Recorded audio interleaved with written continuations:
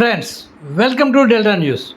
చాలా గ్రామాలలో వీధి దీపాలు సకాలంలో వెలగకపోవడంతో ప్రజలు తీవ్ర ఇబ్బందులు పడుతున్నారు. గతంలో పంచాయతీ సిబ్బంది వీధి దీపాలను ఆన్ చేయటం, ఆఫ్ చేయటం చేసేవారు. అయితే మారిన విధానంలో ఈ ఆపరేటింగ్ సిస్టమ్ అంతా విజయవాడ నుండి జరుగుతుండటంతో చాలా గ్రామాల్లో వీధి దీపాల సమస్యలు వస్తున్నట్లు గ్రామస్తులు చెబుతున్నారు. సాయంత్రం 6 గంటల నుండి 6:30 గంటలకు విద్యుత్ దీపాలు వేయాల్సి ఉండగా ఒక్కో రోజు రాత్రి 8 గంటల నుంచి 9 గంటలకు మధ్యలో వేస్తున్నారని గ్రామస్తులు ఆరోపిస్తున్నారు.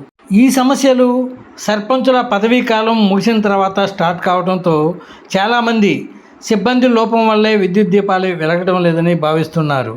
ఈ సమస్యను మండల విద్యుత్ శాఖాధికారుల దృష్టికి తీసుకెళ్లగా సమస్య విజయవాడలో ఉందని, మేము కూడా సమస్యను వారి దృష్టికి తీసుకెళ్లామని చెబుతున్నారు. కొన్ని గ్రామాలలో వీధి దీపాలు వెలగని సమస్య ఒక కొల్లిపర మండలంతో పాటు కొల్లూరు, దుగ్గిరాల మండలాలలో కూడా ఉన్నట్లు అధికారులు తెలిపారు. ఏది ఏమైనా ఉన్నత స్థాయి అధికారులు స్పందించి వీధి దీపాల సమస్యను సత్వరమే పరిష్కరించాలని ప్రజలు కోరుతున్నారు.